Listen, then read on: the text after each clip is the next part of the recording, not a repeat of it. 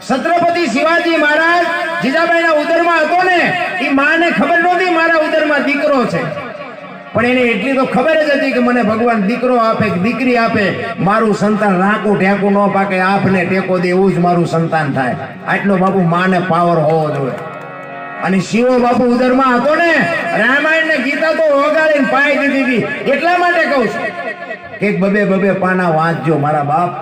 તમારા સંતાન ઉપર જો પ્રભાવ ન પડે તો મને કહેજો. શિવાજી ને બાપુ જીજાબાઈ ને જયારે પ્રસૂતિની વેદના ઉપડી ને, પછી એને એમ થયું કે આ દુશ્મનો કદાચ મારા સંતાનને મારી નાખશે તો.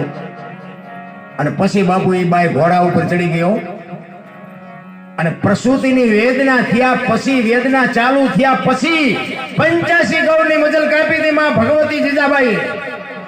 ઘોડા રાખતા હોય ખબર હોય બાપુ, 2 ગૌ તમે ઘોડા ઉપર જાઓ ને તો તમારા ટાંટિયા હકા થઈ જાય. 85 ગૌ બાપુ ઈ જોગમાં ઘોડા ઉપર બેહીને નીકળી ગઈ. કેવી માં છે. અને પ્રસૂતિની વેદનાનો પાર ન રહ્યો ને, પછી જંગલમાં શિવાલય હતું ને, શિવાલયમાં જઈને બાપુ દીકરાનો જન્મ કરાવ્યો. અને ઈ દીકરો ઈ છત્રપતિ શિવાજી ધનકુખ જીજાબાઈ ને શિવાજી જન્મો હતો. તલવાર કેરી ધાર ઉપર હિન્દુ ધર્મ. શિવો જન્મો ન હોત ને તો આપણે આ બેઠા જ ન હોત, હિન્દુ ધર્મ ન હોત આ દુનિયામાં. તેથી શિવાજી એક જ છે, બીજા બાપુ નહીં હોય. એકલો જજુનો તમે વિચાર તો કરો. અને બાપુ દુશ્મનોને એના ભેળો એનો ભાઈબંધ તાનાજી. છત્રપતિ શિવાજી ની માનું નામ જીજાબાઈ અને તાનાજીની માનું નામ રાધાબાઈ. પણ તાનાજીને શિવાજીને મેળ નહોતો. તાનાજી બાપુ દુશ્મનની સાવણીમાં હતો અને આની કોર શિવાજી એકલો હતો. એના સૈનિકો હતા, પણ હારામાં હારો જો માણા હોય ને તો આ. અને બેયની જયારે નાની ઉંમર હતી ને, બબે વર્ષની, 1.5 વર્ષની, 2 વર્ષની, તાનાજીની શિવાજીની, એ શિવાજીને જીજાબાઈ ખોળામાં લઈ અને પૈપાન કરાવે છે. અને ઈ જ વખતે હામી સાવણીમાં રાધાબાઈ તાનાજીને પૈપાન કરાવે છે. પણ જીજાબાઈના ખોળામાં શિવાજી હુતો પૈપાન કરે છે અને રાધાબાઈનો તાનાજી ઊભો પૈપાન કરે છે. એટલે જીજાબાઈએ એની દાસીને બોલાવી. એ કે દાસી અહીંયા આવી તો. એ કે શું? એ કે આમ નજર કરી, આમ નજર કરી. આ ઊભા જે માને પૈપાન કરતા હોય એ દીકરા શું મોથ મારે આ દુનિયામાં. અને એ રાધાબાઈ બાપુ સાંભળે. અને તો પોતાની જનેતાને ખબર જ હોય કે મારું સંતાન કેવું હોય. એ વાત કરીને એ રાધાબાઈના રૂવાડા ઠરડાઈ ગયા હો ભાઈ. અને રાધાબાઈ એની દાસીને બોલાવીને કીધું, ગોલી મારી કટાર લાવી દો. અને કટાર લાવીને એ દીકરાનું બાપુ કાંડું કાપી નાખ્યું હાથનું, તાનાજીનું. એની માં રાધાબાઈ અને આ જીજાબાઈ જોઈ ગઈ. જીજાબાઈ એની પાસે ગઈ. એ કે તું તો માં છો, ડાકણ છો, હગા દીકરાનું હાથનું કાંડું કાપી નાખ્યું, તને શરમ નથી આવતી? એ કે મને શરમ આવે છે કે નથી આવતી, પણ આનો જવાબ હું તને સમય આવશે ને તેથી આપીશ. એની દાસીને કીધું રાધાબાઈએ કે આલે આ કાંડું અને હાંચવીને પટારામાં મૂકી દે. મારે જેથી જરૂર પડે તેથી હું આની ઉઘરાણી કરીશ. અને કાંડું બાપુ પટારામાં મૂક્યું. અને વાત કરતા વાર લાગે. 25 30 વર્ષના થયા ને, અને એ દુશ્મનોની સામે બાપુ બકા છેટ બોલવા માંડી. તેથી તાનાજી સામે હતો અને આ બાજુ શિવાજી બાપુ રોજ આખો દી લડે અને દુશ્મનનો હોથ બોલાવીને લાલ બંબોળ જેવી તલવાર કરીને ઘરે આવે. અને માં જીજાબાઈની કહું તૂટે, વાહ મારા દીકરા, વાહ મારા દીકરા. તાનાજી સામેના પક્ષમાં રિયો વિચાર કરે છે કે મારો સરદાર જો મને એક વખત સેનાપતિ બનાવે ને તો શિવાને દેખાડી દઉં કે માના ધાવણમાં કેટલી તાકાત હોય. ભલે ને ઈ કે ઠેકડા ભરતો. અને ઈ એક દિવસ સાંજે બાપુ સાવણીમાં બેઠા છે ને તાનાજીને એના સરદારે કીધું કે કાલ યુદ્ધમાં તારે સેનાપતિ થવાનું છે. બાપુ કહું મડી તૂટવા હો ભાઈ એની કે કાલ શિવાને દેખાડું કે માના ધાવણની તાકાત શું હોય. તું કીધું નો ઠેકડા ભરસ ને. અને બીજા દી હા મામા આમ બરોબર હુરજ નારાયણ ઉગ્યા. એ ભલે ઉગ્યા ભાણ લો તુહારા ભામણા. જીરાનો મરણ લગમાણ. એ રાખજે કસબ રાવો ઉજોય તું અરુણ. જળાલ મીડો બાપુ કિરણા પાછળ આવો. અને હામા બાપુ બાકા ચીક મીંડા બોલવા. પણ બાપુ તાનો બાપુ એવો એમ કહેવાય કે જે તલવાર ફેરવતો હતો, પણ શિવાજીની તલવારને બાપુ ક્યાંય અડવા ન દીધી હો. કોઈ દુશ્મનની માથે અડવા ન દીધી, કોઈને વાગવા ન દીધી. એમાં દુશ્મનમાં બાપુ મારી તો શીનો હકે. હાંજ પડી ગઈ, સૂરજ નારાયણ મેર બેહી ગયા, યુદ્ધને વિરામ આપ્યો. પણ શિવાજીને વાંચ્યો હોય તો લોહી ન નીકળે કે આજ મારી માને મારે મોઢું શું દેખાડવું. અને તાનાજીને કહું તૂટતી હતી, કા શિવા રોજ બહુ ઠેકડા ફરતો, આજ કોઈને લેટી કરી ગયો. શિવો બાપુ બોલી નથી શકતો. અહીંયા માં જીજાબાઈ ને સામે આમ રાધાબાઈ બે પોતાના દીકરાની રાહ જોવે છે. અને આમ માને જોઈને શિવાજીએ એને એમ થયું મારી માને શું મોઢું દેખાડે. બાપુ આમ ખેતરવાનો રાઉન્ડ મારી અને વાહેથી સાવણીમાં વાહેથી આવીને ગૌઠો બળદિયો આવીને બેહી ગયો. શિવાજીને માં ભગવતી જીજાબાઈ કહે છે, કેમ શિવા તું આજ કેમ આ ઢીલો છો, શું થયું? એ કે માં શું આજ તને વાત કરું. એ કેમ કે રાધાબાઈ નો છોકરો ઓલો તાનાજી નથી, એને મને ક્યાંય તલવારની પીંછી ન ઓડવા દીધી. અરે એની બહાદુરી ને એની કુમારી શું એની બહાદુરી છે, શું એની વાત કરું. મને ક્યાંય એક દુશ્મનને મારવાની ક્યાં વાત કરો છો, પણ કોઈને આમ તલવારની અણી ન અડવા દીધી. બાપુ એ મને એટલો બધો આજ લડ્યો. ત્યારે જીજાબાઈ એમ કહે છે કે ધર્મને રાખવા માટે, હિન્દુ ધર્મને ટકાવવા માટે ભલે મારે ભીખ માગવી પડે, પણ એ રાધાબાઈ પાસે એના દીકરાની આપણે માગણી કરી લે કે આપણે આપણા પક્ષમાં લઈ લઈએ. એ કે જા શિવાજીને જીજાબાઈ કહે છે કે રાધાબાઈને કહેજે કે તમારો દીકરો તાનાજી અમને આપો.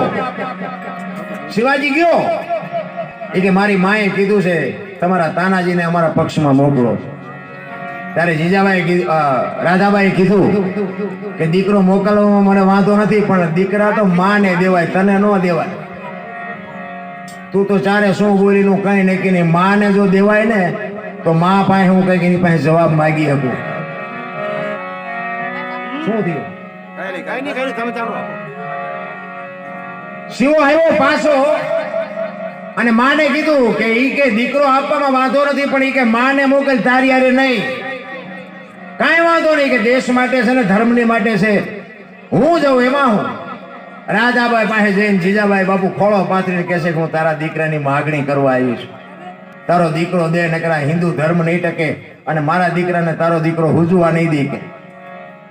અને તાનાજીનું બાવડું પકડી અને રાધાબાઈ આવે છે. એને કીધું કે મારો દીકરો જોવે છે ને, આલે આ મારો દીકરો, પણ આ જેવો હોંપું છું ને એવો ને એવો મને પાછો હોંપજે. બાપુ ઇતિહાસ એમ નામ ન બને. કોકના ખિસ્સા કાતરે આપણા ઇતિહાસ ન બને. આપણે કઈ ભોગ દેવો પડે. ઈ કે હું જેવો મારો દીકરો તને હોપું છું, ઈ કામ પત્યા પછી તારે મારો દીકરાને પાછો હોપવો પડશે. મારા દીકરાની હું તારી પાસે ઉઘરાણી કરીશ. કાંઈ વાંધો નહીં. પછી તો બાબુ બે જણા થયા પછી તો શું ઘટે. દુશ્મનનો હોથ બોલાવ્યો અને છેલ્લો દિવસ અને કિલ્લા ઉપર બાપુ ધ્વજ ચડાવવાનો હતો. દિવસ હાથમાં પેલા ધ્વજ ચડી જાય તો બાપુ હિન્દુ ધર્મ રે એવો બાપુ કટોકટીનો સમય. હવે ઈ બે જણા અહીંયા આવ્યા પણ ગઢના દરવાજા બંધ હતા, ઉપર ચડાય એવું નહોતું. એ કે હવે શું કરું?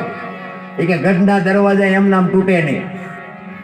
એ કે હાથીને લઈ આવો અને એક હાંડિયાને લઈ આવો.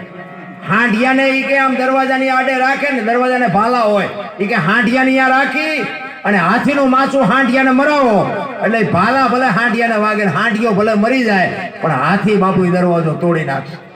અને નકરો જો હાથીને માથું મારશો તો ભાલાના હિસાબે હાથી તાકાત નહીં કરી શકે.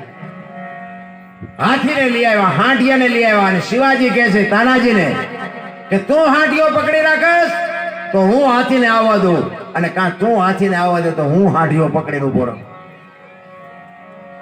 એટલે તાનાજી એમ કે છે હું હાંડિયાને પકડીને ઉભો છું, તમે હાથીને આવવા દો. આમ હાંડિયાને પકડીને ઉભો તો અને શિવાજીને કીધું કે આવવા દે હાંડિયો, અને હાંડિયો આવવા દીધો. આ માફ કરજો, હાથીને આવવા દીધો.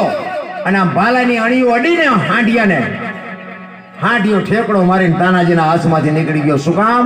હાથ એક હતો. હાંડિયો નીકળી ગયો અને તાનાજીએ કીધું ભારે કરી. હવે હાંડિયો હાથમાં આવે ને દીવ વાથુંબાની તૈયારી છે ને બસ સમય એટલો જ છે અને દરવાજાની આડો બાપુ તાનાજી ઉભો રહ્યો અને શિવાજીને કહે છે કે હાથીનું માથું મારા શરીર હારે મારીને દરવાજો તોડીને તું ધ્વજ ચડાવી દે. ઈ કે પણ તું ઈ કે વિચારવાની વેળા નથી, હું ભલે મરી જાઉં પણ તું મારા શરીર હારે હાથીનું માથું મરાવી અને આ દરવાજો તોડાવી નાખ. અને હાથીનું માથું માર્યું ને ભાઈ, એ હોરા ભાલા બાપુ તાનાજીના શરીર હોરા નીકળી ગયા ઉપર. દરવાજો તૂટી ગયો, ધ્વજ ચડાવી દીધો, વિજય મેળવી લીધો. એ બે ઘોડા હાથમાં લઈ અને શિવાજી જયારે સાવણીમાં આવ્યો ને ત્યારે જીજાબાઈ ને રાધાબાઈ બે સામે ઉભા છે. જીજાબાઈ વિચાર કરે છે કે બે ઘોડા એકલો શિવાજી લઈને કેમ આવે છે. નજીક આવ્યા એ કે શિવા શું થયું, ગઢ નો જીતી ગયા? ત્યારે શિવો કહે છે કે માં ગઢ તો જીતી ગયો પણ મારો સિંહ જેવો ભેરો હોયો ગયો. ગઢ આયા પણ સિંહ ગયા. કે હે કે હા તાનાજી મરી ગયો. અને એ વખતે બાપુ રાધાબાઈ જીજાબાઈ ને કહે છે લાય મારો દીકરો, હું મારા દીકરાની ઉઘરાણી કરું છું. તેથી જીજાબાઈ ની દશા કેવી થઈ છે વિચાર કરજો, કેવી બાપુ જને થયું હશે. શું આપણે વાતો કરીએ નારાયણ. અને જીજાબાઈ આમ ખોળો પાથરીને કહે છે કે તારા દીકરાને હું પાછો નહીં આવ્યો, હવે તારે શિવાજી લઈ જવો હોય તો લઈ જા. બાકી તારો દીકરો તો કાયમ આવી ગયો. એ કાયમ શું કામ આવી ગયો? મેં તેથી મારા દીકરાનું મેં કાંડું કાપ્યું હતું ને એનો જવાબ હું તને આજ આપું. એને દાસીને કહે છે ઓલું કાંડું હાચવીને મૂક્યું લ્યાય. અને 30 વર્ષ પછી બાપુ એ કાંડું કાઢીને લાવી અને એ કે આ કાંડું તું બોલી એટલે મેં કાપ્યું હતું ને. તું જો ન બોલે હોત ને તો હું આ કાંડું ન કાપત ને કાંડું ન કાપ્યું હોત તો મારા દીકરાના હાથમાંથી હાંડિયો જાત નહીં અને આજ મારો દીકરો મરત ને લાય મારો દીકરો. ઇતિહાસ એમ નામ ન થાય નારાયણ. લઈને કોકના બૂસ મારી દેવાના ઇતિહાસ કરવાનું થતું હોય છે. પાળિયા તો બાપુ છે ને મરવું પડે તઈ પાળિયા થાય. પૂતળા તો ગમે ઉભા કરી દે. પૂતળા ઉભા કરવામાં બહુ જરૂર ન પડે. પણ તમને ને મને બાપુ જો કીર્તિના કોટડા કરવા હોય ને તો બાપુ મહેનત કરવી પડે. એમ નામ ન પતે ના. એવા સદગુરુ જો સમર્થ સદગુરુ મળી જાય. સવારામ બાપાએ ત્યાં સુધી કીધું કે જગત કે છે નથી જીવવું તે મરે છે કોણ? સંતો કે છે કે આ 5 તત્વનો દેહ છે, 5 તત્વમાં ભળી ગયો, જીવ વિયો ગયો. આત્મો તો કે મરતો નથી, જીવતો નથી, હળગતો નથી, પલળતો નથી, કપાતો નથી. તો ઈના ઠેકાણે પડી ગયો તો પછી મર્યું કોણ? વાત એ સાચી નથી. આ શરીર તો આપણા બધાના ઓલા ચાવી વાળા રમકડા જેવું છે. ચાવી ભરી ભરીને મોકલ્યા છે, ચાવી ખૂટરે એટલે ઉભું રહેવાનું. પછી અમુક આપણા રમકડા હોય રમકડા એમાં પછી અમુક ની કડક સ્પ્રિંગ હોય બધા ઠેકડા મારતા. એને ખબર નથી કે મારી એ ચાવી એકદી ખૂટી રહેવાની. એટલે ઠેકડા મારવામાં શાંતિ રાખવી. મેં બહુ માર્યા સમજી ગયા માર્ગે જઈને ખોવાઈ ગયા હોય. એમ સમય આવે ને વળાંક મારી જવું જોઈએ. સમય આવે ને જેને વળતા ન આવડે એને માણા ન કહેવાય. તમારી જુવાનીમાં બાળપણમાંથી યુવાની ક્યારે આવી કોઈને ખબર નથી અને યુવાનીમાંથી બુઢાપો ક્યારે ચાલુ થઈ જાય ને કોઈને ખબર નહીં રહે. એટલા માટે મહાપુરુષો કહે છે કે સમય આવે ને સમયની હારે હાલવાની વાત છે. ભૂતકાળની અને ભવિષ્યકાળની વાતની તમારે કરવાની કાંઈ જરૂર જ નથી. બધું ઓલાને હેન્ડલિંગની ખબર જ છે. જીવો તમે વર્તમાનમાં. તમે અત્યારે પ્રભુભાઈના ઘરે સંતવાણીના પ્રોગ્રામમાં બેઠા છો એટલું જ યાદ રાખો. કાલ અટાણે ક્યાં છું એ જોવાનું નથી અને ગઈકાલ ક્યાં હતા એ જોવાનું નથી. કારણ કે વયોગ્ય એ સમય આપણે હવે ગમે એવા રોદડા હોય તો આવવાનો નથી અને આવતો સમય કેવો આવવાનો છે એ ખબર નથી. એટલે ભૂતકાળની અને ભવિષ્યકાળની મહાપુરુષો ના પાડે છે જીવો વર્તમાનમાં જીવો. આપણે ઘણા કહે કે બધા સમય બગડી ગયો દુનિયા બગડી જાય. હવે બગડેલા હોય ન બગડેલા હોય એમાં જીવવું પડશે. છૂટકો નથી ને મરી જાઓ ન ગમતું હોય તો પાછું જીવવું તો છે. અને જેને પૂછો ને બધા એમ જ કે માણા બગડી ગયા માણા બગડી. મને અમુક ઘણા કે માણા બગડી નથી ગયો માણા બગડી ગયો. હું એમ કહું તું ગધાડો છે. કયો માણા બગડી ગયો છે? જેને પૂછો એને બધા એમ જ કે માણા બગડી ગયો માણા. પણ કયો માણા બગડ્યો છે ને કયો હારો છે? એમાં આપણું નામ નથી આવતું ભેગું મારી પાસે એવું નથી લાગતું. આપણે થોડા ઘણા તો બગડ્યા હોય એવું નથી લાગતું. અત્યારે આમ ચારે બાજુ જોવો ને કથાઓ ને ભજન ને માંડવા માતાજીના ધૂન ને સપ્તાહ ને આપણે એમ થાય ઓહો દુનિયા નકરો વેરાગ ફાટી નીકળ્યો. તો પછી આવા માણસ હેરાન કેમ થાય? આ કોરોના આવે ને ધરતી કપ આવે ને એ ઘરે બુકડો બોલી જાય કે અહીંયા 50 મર્યા ને 500 મર્યા. તો આવડું મોટું ધર્મ કરતા હોય તો ધર્મની ક્યાંય વાડ જ નહીં હોય? ક્યાંક ખોટું રંધાતું એવું નથી લાગતું? મારી કાંઈક તો છે. એના માટે જ બાપુ જીવન જીવવાની મજા છે ને બાપુ. આ તમને ને મને, જો તમને તમારી ઓળખાણ ન હોય ને મને મારી ઓળખાણ ન હોય ત્યાં સુધી આ ખબર ન પડે. એટલે મેં હમણાં જ બહેનોને કીધું હતું ને, દીકરીઓને કીધું હતું, એટલા માટે જ મારે કહેવું છે કે મોઢે બોલું માં હાથી નાનપણ સાંભળી મલક બધાની મજા પછી કડવી લાગે કાગડા. માં છે ને એકાક્ષરી મંત્ર છે. માનું સર્જન કરવું પડ્યું અખિલ બ્રહ્માંડના માલિકને કે ઘરે ઘરે હું નહીં ભૂગી શકું. આ માને જો બાબુ હાચવી લ્યો ને એટલે ભગવાન પાસે જવાની જરૂર જ નથી. માં છે ને ઈ જ ભગવાન છે. આ ટપા પડે તો ન હાસવાથી તમારે જોવાનું, તમારી માને જોવાનું. બાકી હાચવજો. ગાડી પાટેથી જો હેઠી ન ઉતારી હોય તો હાચવજો. આના સિવાય બીજો કોઈ ભગવાન છે નહીં.